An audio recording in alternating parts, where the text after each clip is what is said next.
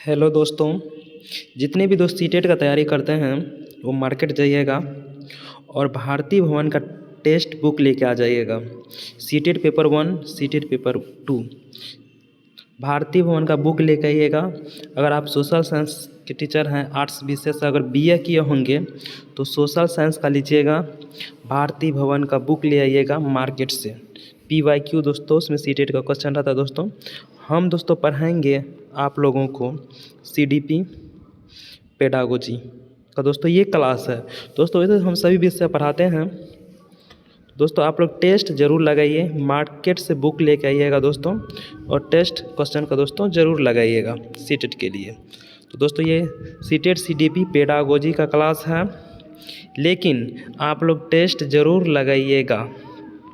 तो दोस्तों प्रश्न पढ़ते हैं।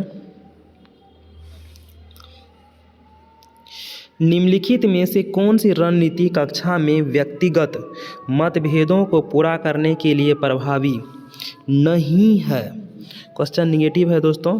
पढ़ते हैं इन चारों ऑप्शन में सबसे बेस्ट कौन है। अपने मौखिक और गैर मौखिक संचार पर विचार करना, ये सही बात है। मतभेद को पहचाने और सम्मान करें, ये भी सही बात है। विविध शैक्षणिक मतों का प्रयोग करें। पढ़ते हैं छात्रों में कमियों को पहचाने और सही करें, ये सब सही बात है दोस्तों। इसका राइट आंसर हो जाएंगे निम्नलिखित में से कौन सी रणनीति कक्षा में व्यक्तिगत भिन्नताओं को पूरा करने के लिए प्रभावी नहीं है। उसे प्रभावी नहीं हो पाएंगे दोस्तों। इसका राइट आंसर C नंबर सही हो जाएंगे। विविध शैक्षणिक मतभेद का प्रयोग करें, ये दोस्तों हमको नहीं करना चाहिए, और नहीं का आंसर नहीं राइट आंसर हो जाएंगे। ये सब सही बात है, ऐसा हम लोग को करना चाहिए, ये भी करना चाहिए। और गैर मौखिक संचार पर विचार भी करना चाहिए। तो हम लोग को क्या नहीं करना चाहिए? विविध शैक्षणिक मतभेद का प्रयोग हम लोग को नहीं करना है। नेक्स्ट प्रश्न है, सुविधाहीन एवं वंचित समूह के विद्यार्थियों को संबोधित करने के लिए एक शिक्षक को क्या करना चाहिए? सभी छात्रों में है अपनेपन की भावना को बढ़ावा देना चाहिए, ये सही बात है। छात्रों की कमजोरी को सबके सामने उजागर करना चाहिए। देखते हैं इन छात्रों को एक अलग संख्या में ही पढ़ाना चाहिए, नहीं करना है मुझे। और मानकीकृत पाठ्यक्रम हमको अपनाना ही नहीं है। तो इसका राइट आंसर हो जाएंगे एक आंसर के श्लोक।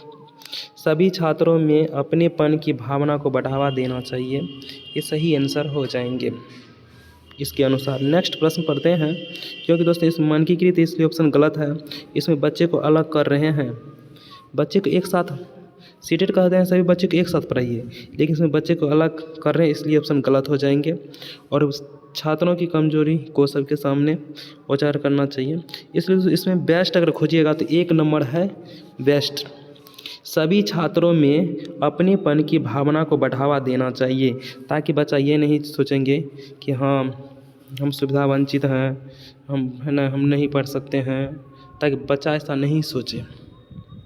नेक्स्ट प्रश्न पढ़ते हैं। 3 नंबर प्रश्न है, एक शिक्षक को ऐसी परिस्थितियों की रूपरेखा तैयार करना चाहिए जो डैश को बढ़ावा देता है। डैश को बढ़ावा देंगे, ऐसी रूपरेखा को हम लोग को तैयार करना है। जैसे निराशा, हम लोग को निराशा नहीं अपनाना चाहिए।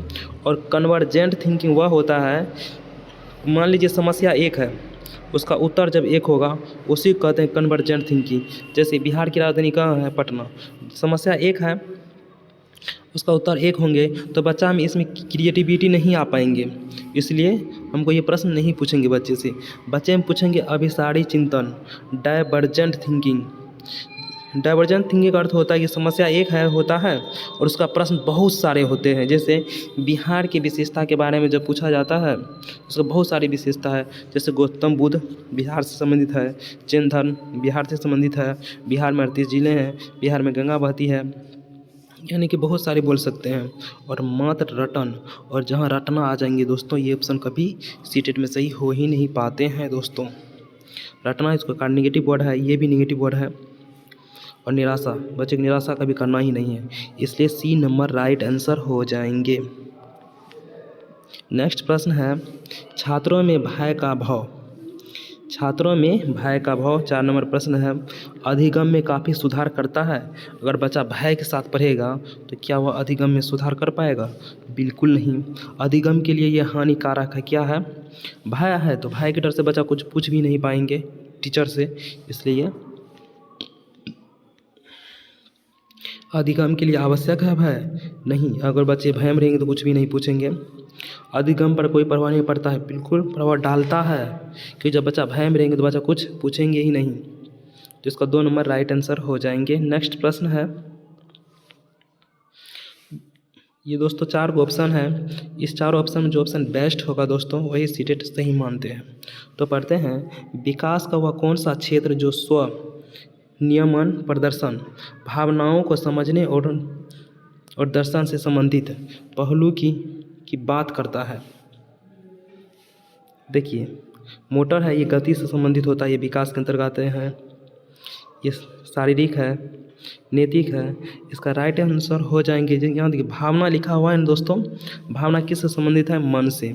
और इमोशनल किससे संबंधित है? मन से। इसलिए इसका 1 नंबर राइट आंसर हो जाएंगे दोस्तों। ये कंटेंट वाला सवाल था। नेक्स्ट है, पढ़ते हैं दोस्तों, समझने का कोशिश कीजिएगा। अपनी स्कूल की प्रथाओं और व्यवहारवादी विचारधारा से बदलकर संरचनावादी विचारधारा पर आधारित करने के लिए आप निम्नलिखित में से कौन सा बदलाव करेंगे? संरचना का अर्थ होता है खुद से बनाना, क्रिएटिविटी बच्चों में लाना। तो आप क्या सब कीजिएगा? तो पढ़ते हैं दोस्तों, इस 4 ऑप्शन में जो बेस्ट होगा दोस्तों वही राइट आंसर माना जाएगा।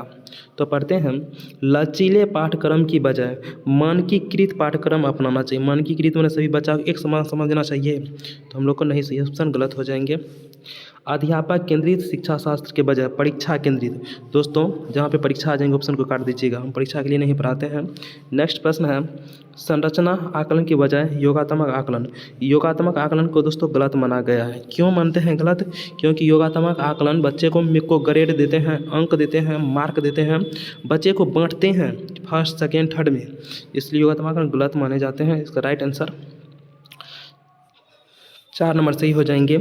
कंठस्थ स्मरण के बजाय खोजबीन को अपनाएं।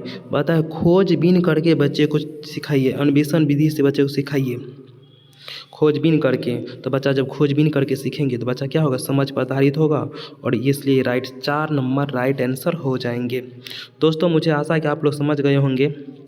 नेक्स्ट प्रश्न है,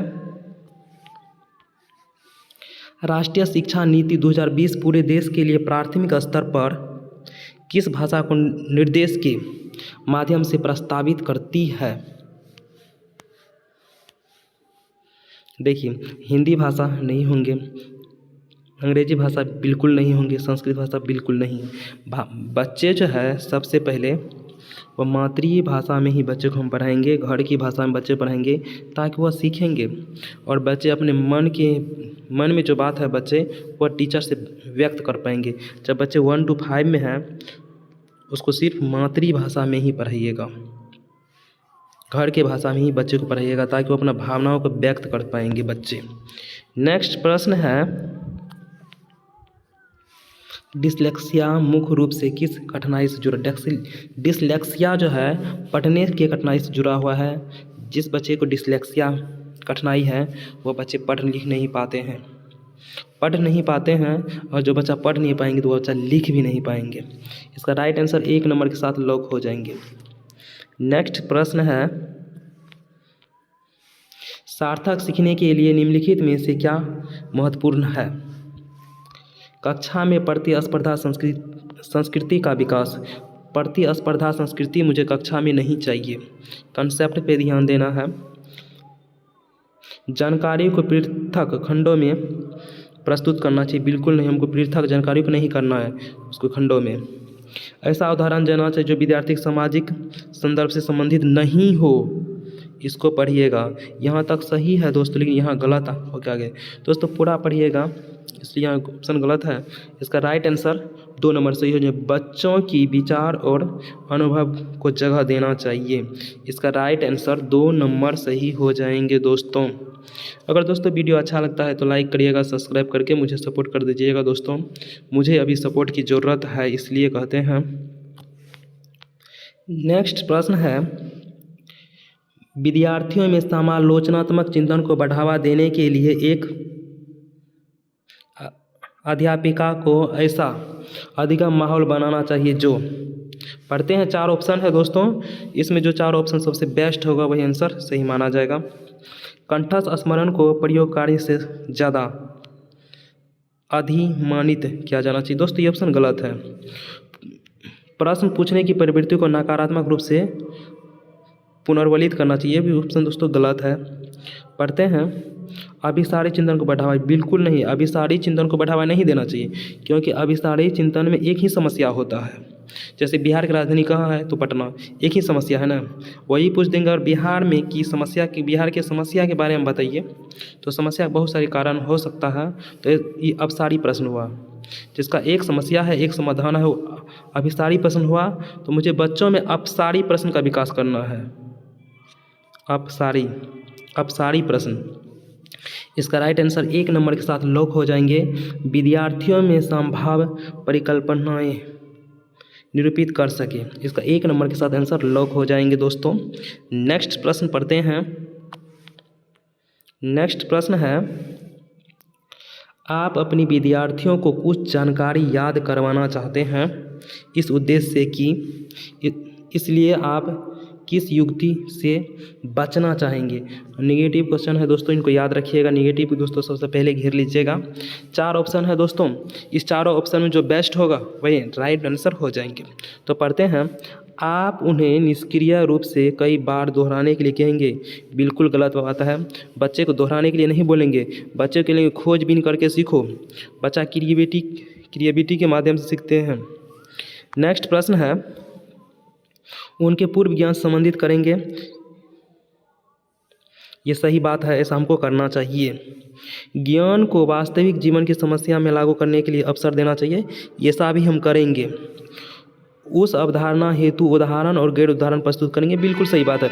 जब हम दोस्तों बच्चे को पढ़ाएंगे तो उदाहरण भी देंगे और गैर उदाहरण दोनों देंगे। इस बातों को याद रखिएगा। सीटेट कर दें बच्चे को, उदाहरण भी दीजिए और गैर उदाहरण भी दीजिए।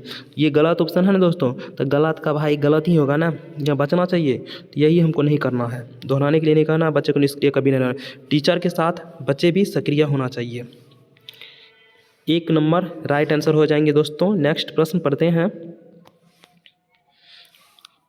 गति समन्वय विकल सापेक्ष रूप से किस क्षेत्र को प्रभावित करता है। गति समन्वय, तो दोस्तों गति कब नहीं कर पाते हैं दोस्तों, गति का संबंध शारीरिक सामंजस्य हो जाएंगे। इसका राइट आंसर 2 के साथ भावना मन से नहीं हो पाएंगे, सूचना संग्रह नहीं हो पाएंगे, सामाजिक पारस्परिकता ये भी नहीं हो पाएंगे दोस्तों। ये 2 के साथ इसका राइट आंसर लॉक हो जाएंगे दोस्तों। पढ़ते हैं नेक्स्ट प्रश्न। 13 नंबर प्रश्न है, निम्नलिखित में से कौन सी एक प्रतिभावान विद्यार्थी की विशेषता है। प्रतिभावान विद्यार्थी दोस्तों उसको कहते हैं जो बच्चे बहुत ज़्यादा तेज होते हैं, जिसकी बुद्धि लब्धि 140 प्लस होते हैं। ऐसे बच्चे रिस्क लेते हैं, ऐसे बच्चे अनुभव, यानी कि ऐसे बच्चे जो है अपने अनुभव को पहले भाप लेते हैं, हमसे ये काम हो पाएगा या नहीं हो पाएंगे। और प्रतिभावान विद्यार्थी जो है गिफ्टेड स्टूडेंट, ऐसे बच्चे रिस्क लेने का काम भी करते हैं, ऐसे बच्चे जोखिम लेते हैं। तो पढ़ते हैं 4 ऑप्शन, देखते हैं कौन इसकी विशेषता है। आसान कार्यों की चुनने की प्रवृत्ति, जो बच्चा बहुत तेज है वो आसान कार्य कभी चुनेंगे, इसलिए ऑप्शन गलत है। धीमी समझ होता है इसके पास, इसका समझ बहुत तेज होता है, ये ऑप्शन गलत हो जाएंगे। जिज्ञासा कमी, जो बच्चे का दिमाग तेज है क्या उसके पास जिज्ञासा का कमी हो सकता है, कभी नहीं हो सकता है दोस्तों। इसका राइट आंसर 3 नंबर के साथ लॉक हो जाएंगे। सोच में सटीकता की और सुझाव, ऐसे बच्चे के सोच सटीक होते हैं, सटीक हो, जो बोलेगा वैसा ही होगा।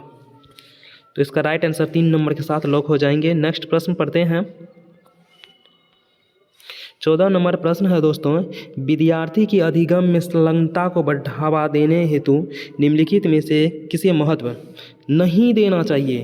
दोस्तों इसमें गलत ऑप्शन चुनना है। जानकारी का संदर्भीकरण करना चाहिए, बिल्कुल सही बात है। सहपाठी सहभागिता, ये भी सही बात है। विषय वस्तु की प्रासंगिकता, ये भी सही बात है। कंसेप्ट पर दोस्तों ध्यान दीजिएगा। विद्यार्थियों के बीच प्रतिस्पर्धा, विद्यार्थी में कभी भी कंपटीशन नहीं करवाना है दोस्तों। ये प्रतिस्पर्धा निगेटिव वर्ड है और निगेटिव वर्ड का दोस्तों निगेटिव गलत ही होंगे। कभी भी दोस्तों बच्चे में कंपटीशन मत करवाइएगा दो बच्चों में। बच्चे, क्योंकि बच्चे अलग अलग संस्कृति से आते हैं, अलग अलग सभ्यता से आते हैं, बच्चे में अलग अलग रहन सहन है, बच्चे अलग अलग माहौल से आते हैं, इसलिए बच्चे में कंपटीशन कभी मत कराइएगा। सभी बच्चे एक दूसरे से भिन्न हैं तो कंपटीशन आप कैसे करवाइएगा, इसलिए बच्चे में कभी भी कंपटीशन मत करवाइएगा। नेक्स्ट प्रश्न पढ़ते हैं, निम्नलिखित में से किस उपागम का मानना है कि अधिगमकर्ता सक्रिय प्राणी है जो अन्वेषण का अर्थ होता है खोजबीन और अपने आसपास से अंतः क्रियाओं द्वारा नए ज्ञान के सर्जन में सक्षम होते हैं। ऐसा कौन सोचते हैं? व्यवहारवादी, ये तो संरचनावादी हो जाएंगे। राइट आंसर 1 नंबर के साथ संरचनावादी। संरचना नहीं, खुद बच्चा खुद खोजबीन करके सीखते हैं। अन्वेषण होता है खोजबीन करके सीखना और संरचना का अर्थ होता है खुद से बनाना, खुद से संरचना करना। तो दोस्तों ये इससे मेल खा रहे हैं ना, इसलिए नए ज्ञान बना रहा है, ये भी इससे मेल खाते हैं। तो दोस्तों इसका राइट आंसर 1 नंबर सही हो जाएंगे। नेक्स्ट प्रश्न पढ़ते हैं, निम्नलिखित में से कौन सी युक्ति अधिगम को सुसाधित नहीं करता है। दोस्तों क्वेश्चन निगेटिव दोस्तों पूछ लिया है तो इसका आंसर निगेटिव ही होगा। तो पढ़ते हैं, गैर उदाहरण निर्मित करना चाहिए, ये बिल्कुल सही बात है। बच्चे को उदाहरण भी देंगे, गैर उदाहरण भी देंगे, ये सही बात है। अनुमान लगाने के लिए बोलेंगे, ये भी सही बात है। संप्रत्या प्रतिचित्रण, ये भी करना दोस्तों सही बात है। लेकिन कार्यात्मक अस्थिरता जो है ये गलत बात है। बच्चे को अस्थिर नहीं रखेंगे, बच्चे को फिक्सनेस नहीं करेंगे, बच्चे को आज़ाद रखेंगे, आज़ाद बिल्कुल। बच्चे जिस स्कूल आते हैं उसके टाइम में फ्लेक्सिबल रखेंगे, सिलेबस में फ्लेक्सिबल रखेंगे, सिलेबस को कम करेंगे। इन बातों को दोस्तों याद रखिएगा। इसका राइट आंसर 6 7 लोग आएंगे। निगेटिव है तो यहाँ अस्थिरता है, बच्चे को अस्थिर नहीं, निगेटिव ये भी है, कार्यात्मक अस्थिरता। नेक्स्ट प्रश्न पढ़ते हैं, विद्यार्थियों में समस्या समाधान को सुसाधित करने के लिए एक अध्यापक को क्या करना चाहिए। दोस्तों 4 ऑप्शन है, चारों में जो बेस्ट होगा वही आंसर दोस्तों सही हो जाएगा। विद्यार्थियों को अनुमान स्वतः शोध प्रणाली के इस्तेमाल पर हतोत्साहित करना चाहिए। बच्चे को डराना चाहिए, धमकाना चाहिए, बिल्कुल नहीं दोस्तों, बच्चे को डराना धमकाना है। हतोत्साहित निगेटिव वर्ड है दोस्तों, इसको काट देना है। विद्यार्थियों को विभिन्न संभावित समाधानों को खोजने के लिए प्रोत्साहित करना चाहिए। दोस्तों ये सही बात है। जरूरी स्कीमों को सक्रिय करने के लिए पार प्रदान न करें। दोस्तों पार प्रदान, पार का अर्थ होता है दोस्तों मदद करना, हमको पार प्रदान करना चाहिए। पार, ढांचा, आलम्बन तीनों एक ही चीज़ है दोस्तों। इसको कहते हैं अंग्रेजी में स्कैफोल्डिंग। पार को बोलता पार नहीं प्रदान कर, इसलिए दोस्तों ये ऑप्शन गलत है। विद्यार्थियों को अपनी चिंतन प्रक्रिया पर प्रतिबंधित करने के लिए अवसर प्रदान न करें। तो बोलते हैं बच्चा को ना अपने मन से उसको सोचने दीजिए। तो ये दोस्तों सही बात बोल रहे हैं। तो इसका राइट आंसर 2 नंबर के साथ लोग हो जाएंगे। विद्यार्थी को विभिन्न संभावित समाधानों को खोजने के लिए प्रोत्साहित करेंगे, उसको बढ़ावा देंगे, अवसर देंगे कि हाँ ये सही बात है, तुम सोच सकते हो। नेक्स्ट प्रश्न पढ़ते हैं दोस्तों, समझ गए होंगे। नेक्स्ट प्रश्न है दोस्तों, 4 ऑप्शन है, चारों ऑप्शन में जो दोस्तों सबसे बेस्ट होगा वही राइट आंसर होंगे। अधिगम के बारे में निम्नलिखित में से कौन सा कथन सही नहीं है। इसमें दोस्तों नेगेटिव क्वेश्चन दोस्तों हमको खोजना है, इसमें गलत कौन सा है दोस्तों। अधिगम ज्ञान सर्जन की एक प्रक्रिया है, ये बिल्कुल सही बात बोल रहे हैं दोस्तों। अधिगम हेतु विद्यार्थी में कुछ स्तर की तत्परता होनी चाहिए, ये भी दोस्तों सही बात है। सामाजिक पारस्परिकता पर अधिगम प्रक्रिया में कोई महत्व नहीं डालता है, ये दोस्तों गलत बात बोल रहे हैं। नेक्स्ट प्रश्न पढ़ते हैं, अधिगम प्रभावी होता है अगर वह अधिगमकर्ता की सक्रिय भागीदारी द्वारा ग्रहण की जाती है। सक्रिय दोस्तों बच्चे को एक्टिव रखना है, हमेशा सक्रिय रखना है दोस्तों, ये गलत बात बोल रहे हैं। नहीं, इस 3 नंबर पढ़िए दोस्तों अच्छा से। सामाजिक पारस्परिकता का अधिगम प्रक्रिया में कोई महत्व नहीं है, लेकिन महत्व है ना बच्चा का। वो समाज ही है पर्यावरण, उसका बहुत माहौल है, उसी का बहुत बड़ा प्रभाव पड़ता है। गलत है ये, तो गलत का भाई गलत। इसका 3 नंबर राइट आंसर हो जाएंगे। नेक्स्ट प्रश्न दोस्तों हम पढ़ते हैं। दोस्तों 4 ऑप्शन है, चारों ऑप्शन में जो दोस्तों सबसे बेस्ट होगा वही आंसर सही माना जाता है। विद्यार्थियों के बीच भ्रांतियाँ के बारे में क्या बतलाती है? भ्रांति का अर्थ दोस्तों ये होता है कि बच्चा जब अपने अनुसार कंसेप्ट बना लेते हैं। जैसे बच्चे कहते हैं कि जब सूरज तो उगते हैं पूर्व दिशा में, बच्चा पहले ये सोचते हैं कि सूरज ही पश्चिम में जाकर अस्त होते हैं, पृथ्वी अस्थिर रहते हैं, पृथ्वी नहीं घूमती है। लेकिन जब बच्चे बड़े हो जाते हैं जान जाते हैं, उसी कहते हैं कंसेप्ट, मिसकंसेप्शन। भ्रांति के बारे में दोस्तों हम जानते हैं, भ्रांति जो है दो बच्चे के बारे में बड़ा बताते हैं, इसलिए भ्रांति इम्पोर्टेंट है, महत्वपूर्ण है दोस्तों, इस बातों को याद रखिएगा। पढ़ते हैं। अत्यंत गलत और अर्थहीन होते हैं? नहीं दोस्तों, ये भ्रांति इम्पोर्टेंट होता है। उच्च क्रम की भावनात्मक और बुद्धिक क्षमताएं। नेक्स्ट पढ़ते हैं। अवधारणाओं के बारे में, हाँ, अवधारणाओं के बारे में भोली और सहज समझ। इसका 3 नंबर राइट आंसर हो जाएंगे। गंभीर संज्ञानात्मक कमियां और तंत्रिका संबंधी विकार। नहीं दोस्तों, ये 3 नंबर राइट आंसर हो जाएंगे दोस्तों। नेक्स्ट प्रश्न पढ़ते हैं। समझ गए होंगे दोस्तों। वीडियो अगर अच्छा लगता है दोस्तों तो मुझे अभी सपोर्ट का ज़रूरत है, इसलिए आप लोग सपोर्ट कर दीजिए मुझे। पढ़ते हैं। उन विद्यार्थियों के सफल समावेशन के लिए उन्हें दृष्टि बाधित है। बच्चा क्या है, देख नहीं पाते हैं। एक शिक्षिका को क्या करना चाहिए? जब बच्चा देख नहीं पाएंगे तो एक शिक्षिका को क्या करना चाहिए, उसी के बारे में पढ़ते हैं। चारों ऑप्शन है, चारों में जो दोस्तों सबसे बेस्ट होगा वही आंसर को दोस्तों सही माना जाता है सीटेट के अनुसार। आसपास की चित्र रूपी सामग्री में मौखिक स्पष्टीकरण को जोड़ें।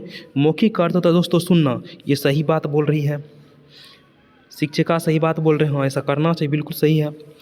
इन विद्यार्थियों को हस्तलिखित नोट्स दें। जब हाथ से लिखा हुआ नोट्स देंगे तो बच्चे पढ़ पाएंगे, बच्चे देख ही नहीं पाते तो पढ़ेंगे फिर कैसे? ये हमको ये नहीं करना है। विषय वस्तु को पढ़ने के लिए केवल ब्लैक बोर्ड का प्रयोग करें। ये भी हमको ब्लैक बोर्ड का प्रयोग नहीं करना है, क्योंकि बच्चे देख ही नहीं पाएंगे। उन्हें स्कूल के एक अलग संकाय में देना। बच्चे को अलग नहीं करना है, दाखिला बच्चे को अलग से नहीं देना है, बच्चे को एक ही विद्यालय में पढ़ाना है। अगर बच्चे को हम अलग कर देते हैं, बच्चे में हीन भावना आ जाते हैं, बच्चे दुखी हो जाते हैं, बच्चे सोचने लगते हैं मेरा क्या गलती है जो अध्यापिका हमको अलग की है। तो इसका राइट आंसर हो जाएंगे 1 नंबर। अगर बच्चा देख नहीं पाते हैं तो उसको सुनने वाला चीज़ देना है, मौखिक सामग्री। इस बातों की याद रखिएगा। नेक्स्ट प्रश्न पढ़ते हैं। ये प्रश्न है 21 नंबर का। संरचनात्मक आकलन किस प्रकार किया जाता है? संरचनात्मक आकलन के बारे में दोस्तों हम बताए हैं इससे पहले भी, आज भी बता देते हैं। मान लीजिए क्लासरूम है, क्लासरूम में बच्चे से अगर कोई टीचर कुछ पूछते हैं, पढ़ते पढ़ते जो आकलन करते हैं उसी को संरचनात्मक आकलन। ये दोस्तों सीटेट में महत्वपूर्ण माना गया है इनको, यानी कि इसमें मार्क अंक ग्रेड नहीं दिया जाता है संरचनात्मक आकलन में। इसमें बच्चे से प्रश्न पूछ लेते हैं, बस असेसमेंट कर लेते हैं। पढ़ते हैं नेक्स्ट प्रश्न। चारों में दोस्तों ये 4 ऑप्शन है, इसमें 4 में जो दोस्तों बेस्ट होगा सबसे अधिक वही आंसर सही माना जाएगा। मानकीकृत परीक्षणों के समूह का प्रयोग करना। मानकीकृत आएगा दोस्तों, इस ऑप्शन को सबसे पहले काट दीजिएगा। मानकीकृत दोस्तों सही हो ही नहीं सकता है, नेगेटिव वर्ड है। ये ऑप्शन आएगा दोस्तों। मानकीकृत को, दुश्मन वर्ड को दोस्तों आप लोग पहचानते जाइए। एक विशेष शिक्षक द्वारा न कि एक समान शिक्षक, यहाँ विशेष शिक्षक और समान शिक्षक से कोई मतलब नहीं है। नियमित रूप से विद्यार्थी के सहयोग के साथ केवल सत्र की शुरुआत और अंत का योगात्मक आकलन महत्वपूर्ण है। उसके लिए जो अंक देते हैं, मार्क देते हैं, ग्रेड देते हैं, सीटेट में पूछ लिए जाते हैं योगात्मक आकलन के बारे में। अगर योगात्मक होता है दोस्तों ये राइट आंसर हो जाते हैं, तो इसका राइट आंसर 3 नंबर सही हो जाएंगे दोस्तों। नेक्स्ट प्रश्न पढ़ते हैं। नियमित रूप से विद्यार्थी के सहयोग के साथ, बच्चे से प्रश्न पूछ लिए जाते हैं कि बच्चे में कहाँ समस्या है, कहाँ दिक्कत है। नेक्स्ट प्रश्न पढ़ते हैं। विद्यार्थी की त्रुटियों के संबंध में अध्यापिका को, बच्चे तो गलती करते हैं, त्रुटि करते हैं, बच्चे के लिए बहुत इंपॉर्टेंट है, टीचर के लिए भी बहुत इंपॉर्टेंट है। गलती से ही पता ये चलते हैं, त्रुटि से ये पता चल पाते हैं बच्चे में कहाँ समस्या है, कहाँ दिक्कत है, बच्चे कहाँ नहीं समझे हैं। इसलिए त्रुटि को कभी भी, बच्चे की त्रुटि को नज़रअंदाज कभी भी मत कीजिएगा आप लोग। नकारात्मक पुनर्वलन द्वारा त्रुटि को कम करना चाहिए, बिल्कुल गलत बात है। ऐसा हम लोग को कम नहीं करना चाहिए। त्रुटि बच्चे के बारे में बताते हैं, बच्चे में कहाँ दिक्कत है। पुनर्वलन का अर्थ होता है दोस्तों कुछ बच्चे को लोभ देना। नेक्स्ट प्रश्न है, दंड द्वारा त्रुटि को कम करना चाहिए। बच्चे को दंड कभी मत दीजिएगा, ये दुश्मन वर्ड है। दंड निगेटिव वर्ड है, इनको समझिए। नकारात्मक निगेटिव वर्ड है, इनको को समझिए। उन अधिगम कमियों को खोजना चाहिए जिनकी वजह से त्रुटियां हुई है। त्रुटि की अपेक्षा करनी चाहिए। बोला त्रुटि को बच्चे जो गलत करते हैं उसको इग्नोर कर दो, ऐसा भी हमको नहीं करना। इसका राइट आंसर 3 नंबर के साथ लॉक हो जाएंगे दोस्तों। चारों ऑप्शन है, चारों ऑप्शन जो बेस्ट होता है वही सीटेड सही मानते हैं। नेक्स्ट प्रश्न पढ़ते हैं, एक संरचनावादी कक्षा में अधिगम को किस प्रकार देखना चाहिए। पढ़ते हैं दोस्तों चार ऑप्शन को। केवल ज्ञान और पुनरुत्पादन, केवल ज्ञान और पुनरुत्पादन की नहीं दोस्तों, केवल वाला ऑप्शन दोस्तों सही नहीं होता है। नेक्स्ट प्रश्न पढ़ते हैं, वास्तविक जीवन से वियोजित कर रहे हैं दोस्तों, इसलिए ऑप्शन ये गलत है। अगर संयोजित होता दोस्तों सही हो जाते। शास्त्रीय अनुकरण तो परिणाम नहीं, ये ऑप्शन गलत है। इसका राइट आंसर हो जाएंगे वातावरण से सक्रिय पारस्परिकता। इसका राइट आंसर 4 नंबर सही हो जाएंगे। नेक्स्ट प्रश्न पढ़ते हैं, चार ऑप्शन है दोस्तों, चार ऑप्शन जो दोस्तों बेस्ट होगा वही आंसर सही हो जाएंगे। निम्नलिखित में से कौन सी युक्ति विद्यार्थियों को जानकारी को लंबे समय तक याद करने में मदद करेगी। जानकारी से संबंधित बेमतलब शब्दों का समूह बनाना। बेमतलब शब्द का समूह हमको नहीं बनाना, इसलिए सही ऑप्शन गलत है। जानकारी को अव्यवस्थित रूप से प्रस्तुत करना। अव्यवस्थित रूप से हम जानकारी को प्रस्तुत क्यों करेंगे, इसलिए ऑप्शन गलत है, ये गलत बात बोल रहे हैं। 4 नंबर ऑप्शन पढ़ते हैं, जानकारी को बिना किसी संदर्भ से प्रस्तुत करना। ये दोस्तों गलत बोल रहे हैं ना, बिना संदर्भ के प्रस्तुत नहीं करना है। पढ़ते हैं 3 नंबर, जानकारी से संबंधित दृश्य रूपक और समरूपक बनाना। 3 नंबर राइट आंसर हो जाएंगे। नेक्स्ट प्रश्न पढ़ते हैं, एक विशिष्ट अधिगम अक्षमता पठन विकल्प की विशेषता है। पठन विकल्प की विशेषता क्या होंगे। जो बच्चे पढ़ नहीं पाएंगे वो बच्चे लिख भी नहीं पाएंगे, क्योंकि पढ़ना होगा तब ना बच्चे लिख पाएंगे, इसलिए इसका राइट आंसर 1 नंबर सही हो जाएंगे। चलना फिरना से इसका कोई मतलब ही नहीं होता है। पठन विकल्प डिस्लेक्सिया पढ़ने संबंधित विकार है, बच्चे पढ़ नहीं पाते हैं। जब बच्चे पढ़ नहीं पाएंगे तो लिख भी नहीं पाएंगे। इसका राइट आंसर 2 नंबर के साथ लॉक हो जाएंगे। नेक्स्ट प्रश्न पढ़ते हैं, यदि ट्विंकल नाम की लड़की है अपने बाएं हाथ से लिखती है तो उसके अध्यापिका को क्या करना चाहिए। उसे बाएं हाथ का उपयोग करने के लिए हतोत्साहित करना चाहिए। हतोत्साहित नेगेटिव वर्ड है दोस्तों, इनको काट देना चाहिए, सही नहीं हो सकते हैं। क्या उसको डांटना चाहिए, नहीं बिल्कुल नहीं। उसे अपनी पसंद का प्रयोग करना चाहिए, देना चाहिए। नेक्स्ट प्रश्न पढ़ते हैं, उसकी रिपोर्ट स्कूल काउंसलर को दें। अगर बच्चे बाएं हाथ से लिखते क्या उसको रिपोर्ट भेजिएगा, नहीं। उन्हें दाहिने हाथ का उपयोग करने के लिए मजबूर करेंगे, ऐसा भी हमको मजबूर बच्चे को कभी मत कीजिएगा। स्कूल हो सब कुछ बच्चे केंद्र में है, सबके बच्चे में केंद्र है। स्कूल विद्यालय सभी बच्चे के लिए बना है। इसका राइट आंसर 2 नंबर के साथ दोस्तों लॉक हो जाएंगे। उसे अपनी पसंद का प्रयोग करने दे। बच्चा सबसे बड़ा होता है, बच्चे में कभी भी कमी मत ढूंढिएगा। नेक्स्ट प्रश्न पढ़ते हैं, ये प्रश्न दोस्तों हम लोग कर चुके हैं। प्रश्न है, कक्षा में एक दृष्टिवादी से जूझते विद्यार्थी को समावेशन को बढ़ावा देने के लिए एक अध्यापिका को क्या करना चाहिए। दृष्टिबाधित है बच्चे, देख नहीं पाते हैं, तो उसको क्या करेंगे। जानकारी को मौखिक रूप से विवरण देंगे, ये सही बात है। जानकारी को मौखिक रूप से बताएंगे, सुन तो सकेंगे ना कान से, आँख नहीं है तो छोड़ दीजिए। इसका राइट नंबर 1 नंबर सही होना चाहिए। संप्रदाय के विवरण हेतु चार्ट दिखाना। बच्चे देख ही नहीं पाएंगे, चार्ट क्या करेंगे दिखा के। सांकेतिक भाषा का प्रयोग, बच्चे देख ही नहीं पाएंगे तो संकेत कैसे समझ पाएंगे।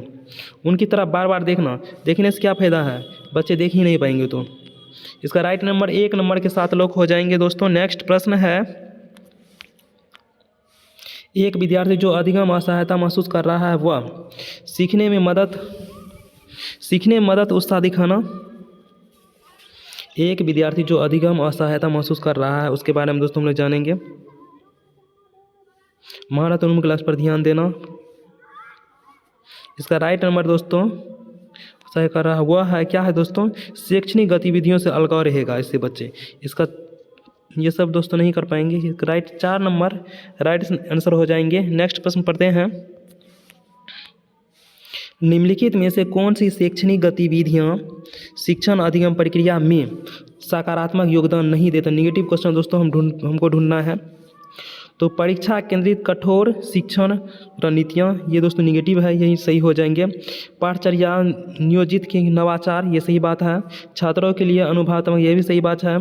आवश्यकता के अनुसार पाठचर्या अनुकूलन, ये भी सही बात है। निगेटिव यही है दोस्तों, ये सब पॉजिटिव है। निगेटिव का भाई निगेटिव आंसर सही हो जाएंगे दोस्तों। नेक्स्ट प्रश्न पढ़ते हैं। निम्नलिखित में से कौन सा सुविधाहीन और वंचित की समूह के विद्यार्थियों को शामिल करने में मदद करता है? पढ़ते हैं दोस्तों। मानकीकृत परीक्षण, ये दोस्तों गलत हो जाएंगे।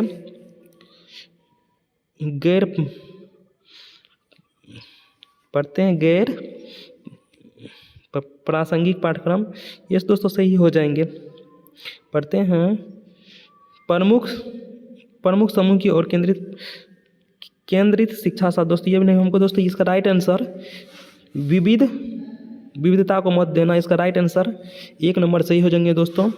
इसका राइट नंबर दोस्तों 1 नंबर सही है दोस्तों, इसका राइट नंबर 1 नंबर सही है दोस्तों। वीडियो को खत्म, लाइक करें, सब्सक्राइब शेयर करें दोस्तों, प्लीज़ हमको सपोर्ट करें।